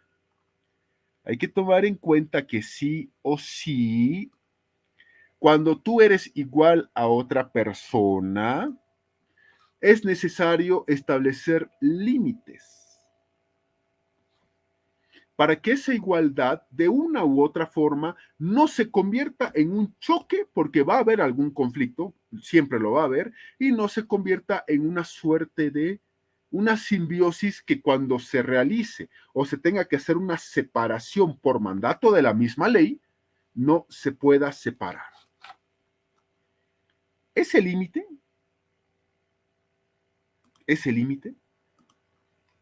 que nosotros estamos viendo, se llama deslinde. Deslinde. Y este tema 3 le hemos puesto deslinde jurisdiccional en Bolivia. ¿Por qué? Porque si bien es cierto que la jurisdicción ordinaria y la jurisdicción indígena originaria campesina son, como hemos visto, iguales en jerarquía, bueno, tiene que haber un límite, pero claro que tiene que haber un límite. Es necesario que exista el límite. ¿Cuál es el límite? Se llama deslinde jurisdiccional. Así que tiene que haber un límite entre ambas, por supuesto que sí, pero las dos son iguales en jerarquía. Ya explicaba en este momento que en cierto momento alguien tiene que establecer un límite y ese límite es el deslinde jurisdiccional. Deslinde jurisdiccional, definición, es el que define y delimita las funciones jurisdiccionales y competencias de la jurisdicción indígena originaria campesina sobre la ordinaria, sobre la agroambiental y sobre las otras que la Constitución política del Estado reconoce. Entonces es el que define qué vas a hacer, sí, pero también le pone límites, claro. Claro, si bien todos son iguales en jerarquía a nivel de jurisdicciones, pero es que no puede haber bajo ningún momento o argumento una suerte o figura de que no se sepa cuál es el límite de una u de otra, para evitar confusión, para evitar algún abuso de poder inclusive. La idea es esa de lo que se llama deslinde jurisdiccional. Es la figura que define y delimita las funciones, las competencias de la jurisdicción indígena originaria campesina respecto a las otras que están establecidas en la Constitución y que por mandato de la Constitución hemos visto que la jurisdicción indígena originaria campesina y la ordinaria son iguales en jerarquía. En ese sentido, la jurisdicción ordinaria imparte justicia, en materia civil, comercial, familiar, niñez, adolescencia, tributario, administrativo, trabajo, seguridad social, anticorrupción y penal. Eso lo dice la 025, pero también lo dice la ley de deslinde jurisdiccional. Sí, hay una ley de deslinde jurisdiccional en Bolivia. Aquí veremos algo. Ahora, tenemos una jurisdicción ordinaria, que es nuestra jurisdicción. Primero, la jurisdicción ordinaria se ejerce a través de uno. Hay un Tribunal Supremo de Justicia, TSJ, máximo tribunal de justicia, y cuya jurisdicción se ejerce en todo el territorio nacional y cuya sede está en la ciudad de Sucre. Esto ya nos trae una gran diferencia. ¿Por qué? Porque la jurisdicción indígena originaria campesina no tiene un máximo tribunal de justicia, así como nosotros en nuestra jurisdicción ordinaria tenemos un tribunal supremo de justicia. No, no aplica esa figura. Esto entonces del Tribunal Supremo de Justicia como máximo tribunal de justicia, obviamente está en esa situación o suerte de, bueno, tenerlo así. Máximo Tribunal de Justicia ordinaria. Dos, tenemos nosotros tribunales departamentales de justicia, como tribunales de segunda instancia, con jurisdicción en todo el departamento donde se encuentren. Y la sede del Tribunal Departamental de Justicia va a ser la ciudad capital del departamento, Cobija, Trinidad, Santa Cruz de la Sierra, Nuestra Señora de la Paz, etc. Es decir, esto es una característica propia de la jurisdicción ordinaria, que es la nuestra. ¿Por qué? Porque así como no hay un tribunal superior indígena para todo el país, no hay tampoco un tribunal departamental indígena para todo el departamento. No hay. ¿Por qué? Porque dentro de un departamento hay una pluralidad de justicias, pluralismo jurídico y otros pluralismos, pero nosotros solo estamos haciendo hincapié en lo que es el pluralismo jurídico, porque en un solo departamento no hay un solo pueblo o nación indígena. Pueden haber varios, por ejemplo. Entonces ahí nos damos cuenta de que no podría haber tampoco esto, pero sí en nuestra jurisdicción, la ordinaria. 3.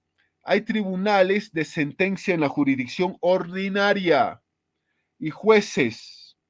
Así es, tribunales de sentencia y jueces, donde ejercen jurisdicción en relación al territorio y competencia en relación a materia de la que ejerce sus funciones. No se olviden, chicos, ustedes el día de mañana, y no quiero que digan, nunca nos enseñaron eso en las clases. La potestad de administrar justicia es una sola. Sí, hay varias jurisdicciones, sí. Pero hay dos términos que parecieran que son iguales, pero no lo son. Porque un juez administra justicia en base a dos términos que están en la pantalla, por favor. El primer término es jurisdicción y competencia. ¿Cómo ese juez administra justicia en base a la jurisdicción? Porque la jurisdicción se mide en base al territorio. Así es. La jurisdicción se mide en base al territorio y la competencia en base a la materia de la que ejerce ese juez funciones. ¿Un juez puede tener jurisdicción departamental? Sí, puede. ¿Y tiene competencia? Hay que ver. Si ese juez es penal, no va a haber temas agrarios, por ejemplo. Claro, se puede ampliar la competencia, pero eso ya es historia aparte, ¿no? Pero dicho de otra manera, los jueces administran justicia en base a dos figuras. La jurisdicción que se mide en base al territorio y la competencia que se mide en base a la materia. Ahora, reconocida por la Constitución Política del Estado, el artículo 180 de la actual Constitución establece que la jurisdicción ordinaria se fundamenta en estos principios procesales. Obviamente no hace falta aclarar ni hacer más hincapié de que son principios bien bonitos, muy teóricos y prácticamente cero prácticos. Hay que hacer esa también aclaración respectiva, por supuesto. Hay el principio de gratuidad, que la justicia es gratuita, así como no. Publicidad, tendría que haber transparencia, por lo menos en teoría la hay, en la práctica es absolutamente algo diferente. Oralidad, celeridad, probidad, honestidad, principio de legalidad, de eficacia y eficiencia, no es lo mismo. Accesibilidad, principio de inmediatez, verdad material, el debido proceso e igualdad de las partes ante el juez. Estos son obviamente son los principios en los que se fundamenta la jurisdicción ordinaria. Esta jurisdicción ordinaria que obviamente tiene una guía. ¿De qué principio la fundamenta? Bueno, a que se aplique en la práctica, eso ya es, como ya sabemos todos, algo muy diferente y absolutamente materia aparte que, bueno, podríamos hablar toda la noche, toda una clase de las deficiencias de la jurisdicción ordinaria o de la administración de justicia, y hay que ser muy honestos, no terminaríamos absolutamente nunca y una clase entera no va a ser absolutamente suficiente. Pero ya nosotros sabemos que de gratuidad y transparencia e inmediatez y otros aspectos, no, por lo menos sí. Por lo menos la Constitución los menciona. Los replica estos mismos principios la ley del órgano judicial, la 025 del año 2010. Claro, por lo menos la menciona, ¿no? En algo, la 025, por lo menos de que está escrito en papel, está escrito. A que se aplique, bueno, eso ya es otra historia diferente y como se dice, eso es harina de otro costal. Sí, créame que lo es, pero de que están en la Constitución, están y son los principios que fundamentan nuestra jurisdicción ordinaria. Bueno, como les digo, de que están ahí, están ahí. Ahora, dentro de todo esto, tenemos que hablar de que la jurisdicción, a los fines de nuestra materia, obviamente, bueno, de lo que estamos viendo esta jornada, consiste en la potestad que tienen las naciones y los pueblos indígenas originarios campesinos, sí, así lo escribe la Constitución, por si acaso, hay que explicar eso, sin coma, tal como está. No tienen coma, por mandato de la Constitución no tienen coma. Sí, así como está. Pueblos indígenas originarios campesinos, no hay coma. De administrar justicia de acuerdo a un sistema propio, la jurisdicción que ellos tienen, su jurisdicción indígena originaria campesina. ¿Administran justicia? Sí. ¿De acuerdo a un sistema propio? Sí. Obviamente el sistema de un pueblo aymara va a ser diferente al del pueblo mosetene, correcto que sí. O del pueblo avaroma, por supuesto que sí. De los guaraníes, bastante diferentes. Cada uno de ellos tiene, obviamente, su propia forma de administrar justicia en base a un sistema propio. ¿Por medio de sus autoridades locales? Claro que sí. ¿De acuerdo a lo que permite la Constitución? Por supuesto que sí. ¿De acuerdo a lo que la Constitución les permite? Cada uno de estos pueblos y naciones indígenas originarias campesinas tiene toda la figura de poder, ver cuál va a ser el mecanismo para designar a sus propios jueces. Lleven el nombre que tengan que llevar, porque obviamente no se van a llamar jueces como tal. La nomenclatura va a variar bastante, bastante, bastante. La nomenclatura del nombre de esa persona que va a administrar justicia va a variar muchísimo, hay que decirlo al respecto. Hay que decirlo al respecto. Ahora, la justicia comunitaria es una institución del derecho consuetudinario. No se olviden lo siguiente. Nuestro derecho positivo, que ya lo hemos visto desde aquella unidad número 1, es el derecho que está escrito. Un derecho que los españoles nos han traído, sí, pero es un derecho que ya estaban regulando y estableciendo también,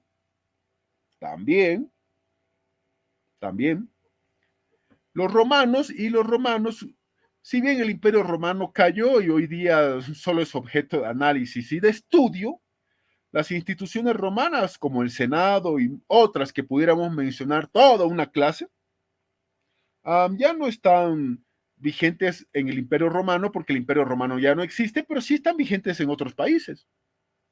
Desde los códigos, la codificación, el derecho positivo, el Senado, por ejemplo, sí son instituciones romanas, pero que luego se hicieron instituciones del derecho positivo, así es, se hicieron instituciones de ese derecho positivo. Pero en esta parte del mundo, y desde antes que los españoles llegasen a lo que hoy día es América, y mucho más de manera específica a eso que hoy día llamamos Bolivia como Estado, la justicia comunitaria es una institución del derecho consuetudinario. Es decir, ¿ya había un derecho consuetudinario? Sí. ¿Un derecho escrito positivo? No. Pero sí, consuetudinario, correcto. ¿Una costumbre mera? No. Era un derecho consuetudinario como tal. ¿Sancionaban conductas? Sí. ¿Que se consideraban reprochables en el ámbito social de esa comunidad? Correcto, había que sancionar. Había un juzgador al respecto. Había una autoridad judicial que iba a conocer la causa y que iba a dar un fallo en virtud de ese derecho consuetudinario de la propia comunidad. ¿Y ahora qué vemos nosotros? Sin la intervención de las autoridades estatales, sin la intervención de la justicia ordinaria, sin intervención de ellos, claro. Como les decía a ustedes hace rato y me ratifico en lo que previamente ya señalaba, cuando Bolivia nace la población era muy poca y el territorio era inmenso. Claro, la guerra de independencia había aniquilado buena parte de la población, pero valió la pena para tener un Estado libre. Y la administración de justicia se concentró principalmente en las ciudades y núcleos poblados. Esa justicia del Estado que era una herencia de la justicia de la corona española. Pero, en el resto del país, ¿qué sucedía? ¿Habían fallas? Sí, entre las personas. ¿Conductas reprochables? Sí. ¿Violación de las normas de la comunidad? Sí. Pero esa justicia ordinaria no era la que juzgaba, porque esa justicia ordinaria no tenía ni siquiera un juez ahí, no tenía una autoridad. De hecho, al día de hoy, que estamos en pleno siglo XXI, hay lugares en el país, sí, hay lugares en el país, en pleno siglo XXI, a puertas de los 200 años de la vida independiente de Bolivia, de nuestro bicentenario, en lugares donde todavía no hay jueces, no hay fiscales o ministerio público, no hay policía, no hay ninguna presencia del Estado, no hay. Entonces, obviamente que en esos lugares, al no haber jueces ordinarios ni presencia del Estado, igual los humanos de esa comunidad o ciudad cometían faltas, conductas reprochables, situaciones que había que, sí o sí, sancionar y ejemplificar al resto de las personas miembros de esa comunidad. Entonces, ¿qué sucedía ahí? Sencillo. Esté o no el Estado, ¿aplicaban sus propios principios? Sí. La idiosincrasia o forma de ver al mundo, claro. Valores culturales, por supuesto, y lo más importante, sus normas y procedimientos propios. Normas y procedimientos propios. Normas y procedimientos propios igual se estaba aplicando con pleno estado vigente, pero no con presencia en todo el país. Así de sencillo. No con presencia en todo el país. Y eso es algo que hay que señalarlo y eso es algo que hay que decirlo. Así de simple.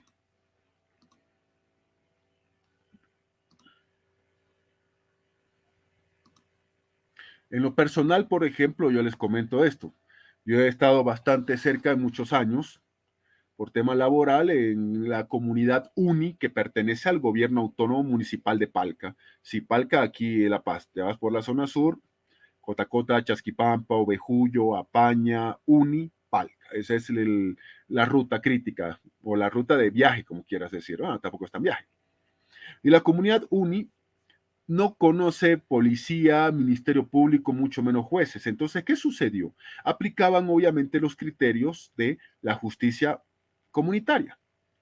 Pero resulta que durante la época del 52, en el gobierno del MNR de Víctor Paz Estensoro, y luego Hernán Siles Suazo, y luego nuevamente Víctor Paz Estensoro, hubo obviamente que el gobierno de la Revolución Nacional de esa época disuelve al ejército. Y además de crear milicias armadas, potencia a lo que fueron los sindicatos agrarios en las áreas rurales. Entonces, uno de ellos, obviamente donde caló muy fuerte lo que es el tema de los sindicatos agrarios, ha sido en la comunidad UNI del municipio de Palca. ¿Y ahí qué sucedió? Ahí sucedió lo siguiente, que obviamente hay secretario de conflictos, etcétera, etcétera, y un cargo de secretario de justicia, que ese secretario de justicia es el que administra justicia y es un cargo rotativo. No puedes estar más de un año, estás un año clavado, rotación. ¿Por qué? Porque obviamente la idea que tiene la nación aymara es la rotación de los cargos. El aymara como tal tiene, en base a esto que estamos hablando, en cualquier cargo, una figura de una vez ocupas el cargo y tiene que haber un principio de rotación. No puedes ser reelegido como secretario de justicia un periodo más y otro y otro y así sucesivamente hasta que te mueras. No, no es así como funciona. Entonces, este sindicato agrario de la comunidad UNI es el que administra justicia en base a lo que nosotros estamos viendo. Las formas y de cómo administramos la propia administración de justicia ante las faltas que cometa un miembro de, por supuesto, esa comunidad, que eso es también algo que quería yo mencionar, por supuesto. Un segundo, por favor, ahorita voy a volver a compartir pantalla.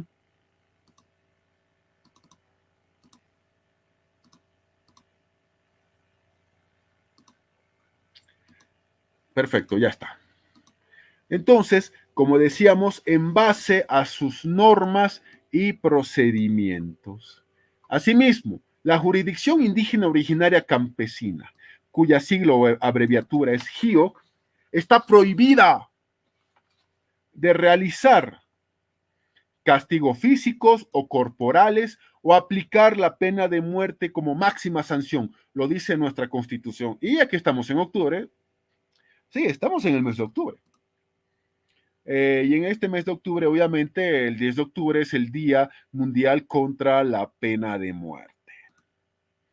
Entonces, la GIOC no puede realizar ninguna acción donde se castigue con pena de muerte porque obviamente la jurisdicción ordinaria tampoco, y en Bolivia no se permite la pena de muerte.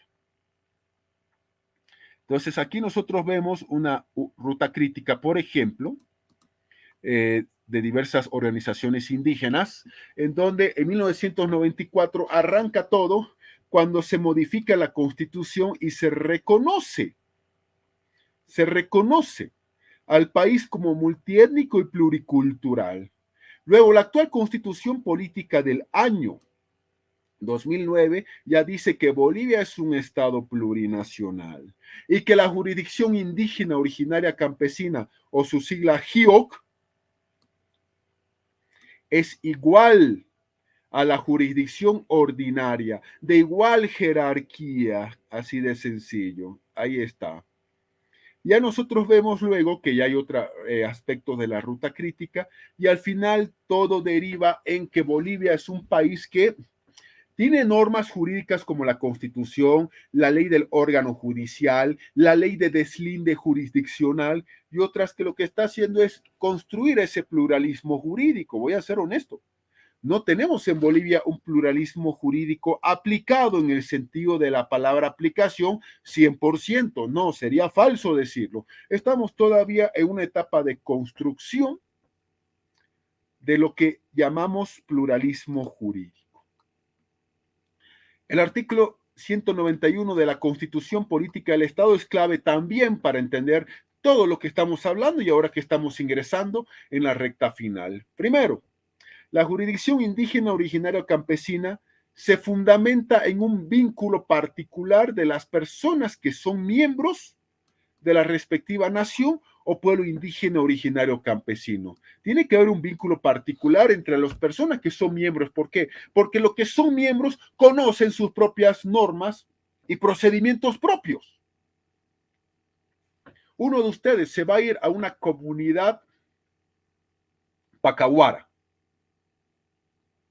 pero no conoces nada de la comunidad pacahuara, sus normas, cultura, idiosincrasia, procedimientos propios, no lo conoces, hay que decirlo de esa manera, no los conoces. Por eso es que la Constitución reconoce en su artículo 191, parágrafo primero, que esta jurisdicción indígena originaria campesina, GIOC, se fundamenta en un vínculo particular de estas personas que son miembros de esta nación o pueblo indígena originario campesino.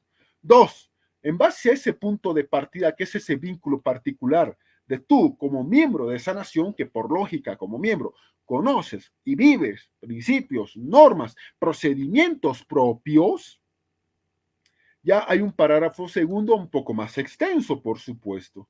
¿Por qué? Porque obviamente tú como miembro de dicha comunidad conoces sus normas. No es lo mismo, por ejemplo, como yo les decía, conocí obviamente en teoría y en práctica lo que era el sindicato agrario y especialmente el sindicato de justicia de UNI, comunidad de Palca. Hermoso el Cañón de Palca, deberían visitarlo. Sí, deberíamos fomentar más turismo interno. Pero puedes estudiar, leerte libros, todo lo que tú quieras, pero al final hay que entender lo siguiente, que al final todo esto se resume a una sola cosa. Se resume a que sí o sí hay un vínculo particular. Hay un vínculo particular en todo esto. Hay un vínculo particular, así de directo, simple y sencillo. Y como se dice, sin darle vuelta atrás.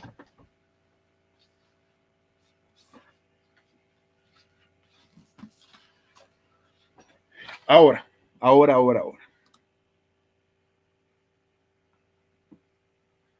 Vigencia personal. A ver, antes que eso, la jurisdicción indígena originaria campesina se ejerce en los siguientes ámbitos de vigencia. Hay tres ámbitos de vigencia. Hay tres ámbitos de vigencia. Así es, hay tres ámbitos de vigencia. Tres ámbitos de vigencia. Un segundo. Dejo de compartir pantalla por lo siguiente.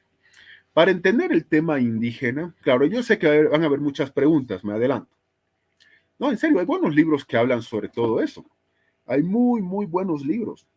Buenos libros que están a la venta y todo eso. Aquí les muestro uno, por ejemplo. Se puede ver, sí.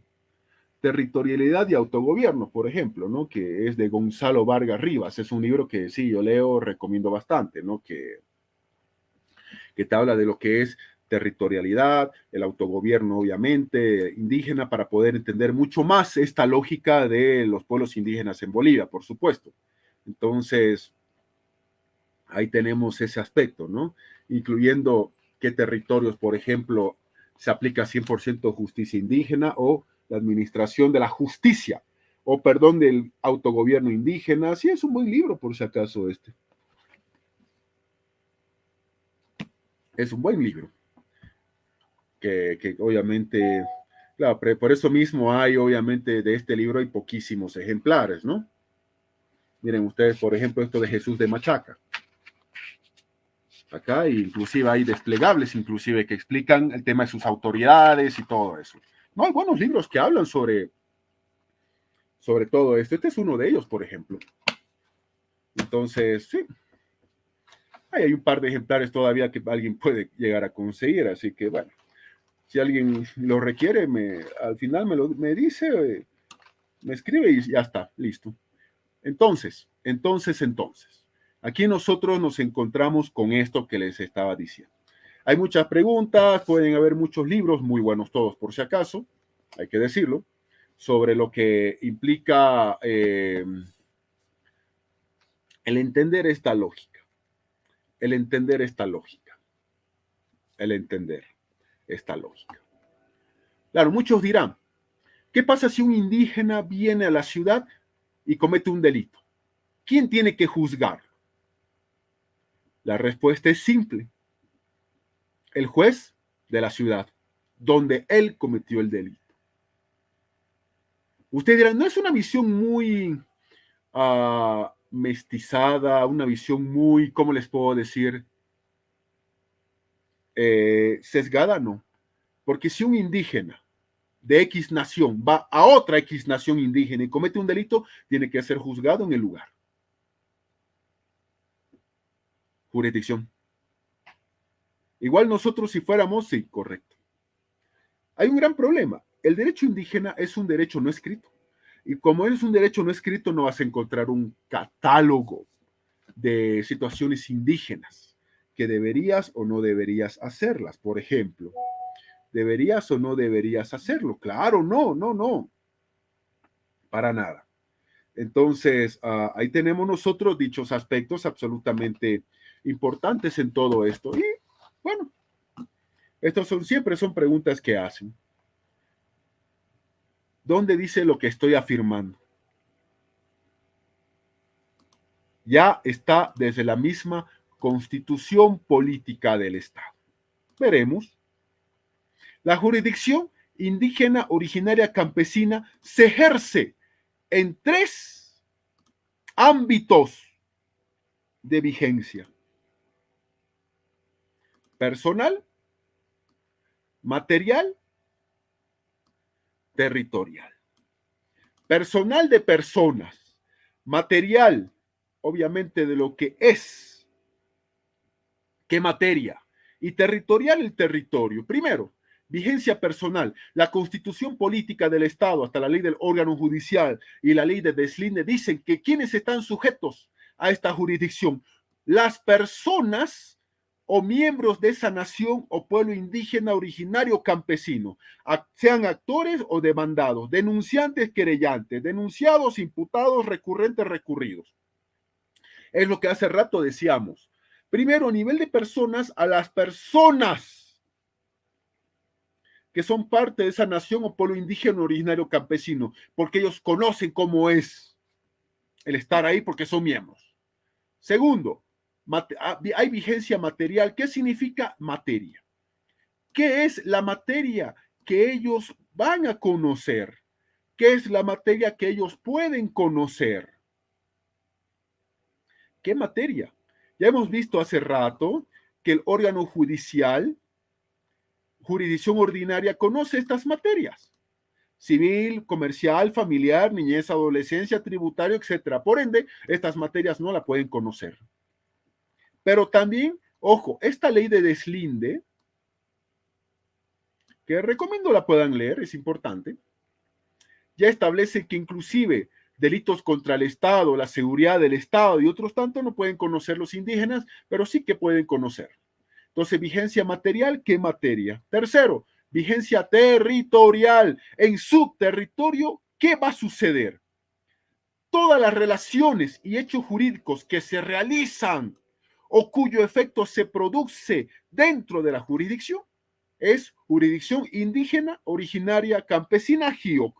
Y aquí no hay vuelta que darle. Todo lo que suceda o acontezca en dicho territorio. 192 de la Constitución. Toda autoridad pública o persona acatará, cumplirá las decisiones de la GIOC. Y para el cumplimiento, las autoridades de la GIOC pueden solicitar apoyo de los órganos del Estado y que el Estado promoverá y fortalecerá la justicia indígena originaria campesina. Así de sencillo. La justicia indígena originaria campesina la conocerá y la resolverá. Y que el Estado tiene que fortalecerla. Que el Estado tiene que darle un fortalecimiento respectivo. Así de sencillo. Entonces, la justicia indígena tiene el mismo valor que la justicia, sí. En nuestro caso, obviamente, son jueces, magistrados, vocales. Pero obviamente los caciques, capitanes, malcus de justicia, el nombre que reciban, tienen el mismo grado que las otras autoridades. Finalmente, ya diferencias entre jurisdicciones. Para cerrar la jornada y, bueno, la ronda de preguntas y comentarios. Primero, en la justicia ordinaria es de aplicación nacional. ¿Hay recursos para impugnar? Sí, eso lo están viendo ustedes en penal o en civil. Acá no, lo siento. Las partes se presentan por medio de sus representantes, especialmente abogados, sí. Hay un sistema profesional en todo sentido, y hay una estructura. Aunque buscamos la oralidad, el procedimiento ya sabemos que por lo general es escrito, aunque buscamos la oralidad. Hay un lenguaje técnico jurídico correcto. ¿Participa el Estado? Sí. Hay un juez que es del Estado, pagado por el Estado con nuestro dinero. Obviamente habrá un policía investigador, un ministerio público, etcétera, etcétera. Hay autoridades jurisdiccionales también. Hay procedimientos largos también. Tardíos, ni que se diga. No siempre hay celeridad, claro que no. Hay corrupción, ni que se diga. Ese es el mal endémico de Bolivia. ¿Tiene un costo económico que diga que es gratuito? Sí, porque el abogado no es gratis. Y ustedes están estudiando también para mejorar sus propias condiciones de vida. Creíble, muy poco. 2. ¿La justicia comunitaria se aplica localmente? Sí. ¿Podríamos aplicar justicia comunitaria en la ciudad de La Paz? No. ¿Pero por qué no? Ya hemos visto y punto. Ah, bueno, perdón, no pasa nada. Única instancia, sí, no hay aquí impugnación ni apelación. Es rápida, sí. Celeridad, como podemos ver aquí en una fotografía, para muestra basta un botón. Oral, sí. ¿Tiene un costo económico? No necesariamente. ¿La deliberación es pública? Sí. Muchos jueces sesionan, por ejemplo, o en la sede del sindicato, o en la cancha, que es el lugar público, o hasta en la plaza principal de la comunidad. A veces tiene que haber consenso para sancionar. Hay control de la comunidad para evitar corrupción también. No nos olvidemos que, como yo les decía a ustedes, hay esa situación de que sí o sí, en muchos lugares es absolutamente rotativo el cargo. ¿Y se hace en castellano? No, obvio que no. Nosotros sí en la jurisdicción ordinaria. Y allá para nada, ¿por qué? No. Sin embargo, pese a estas características beneficiosas que en teoría se presentan, claro, obviamente a nombre de justicia comunitaria hay excesos, que son delitos. Sancionamos con latigazo limpio. No. Sancionamos con amarrar a este palo. No, a un árbol que no. Que deberían ser sancionados. Tampoco podemos pretender que la justicia ordinaria es perfecta. No, por favor, ¿quién ha dicho eso? No. Y para muestra basta un botón. Esta es una encuesta que se ha hecho donde 53.7% de la población piensa que los jueces y oficiales de los tribunales son corruptos. 12% que no tienen la capacidad para cumplir con los plazos. 9.9% que el sistema judicial es desorganizado. 8.7% que hay sistema de influencia política y otros tanto para entender la retardación de justicia boliviana. Entonces, en base a todo eso, por favor, preguntas, comentarios y, por favor, lo más importante, ¿no? Ahorita empezamos a hablar del día que podemos reprogramar la clase. Reprogramemos. Soy atento, por favor, y todo oídos.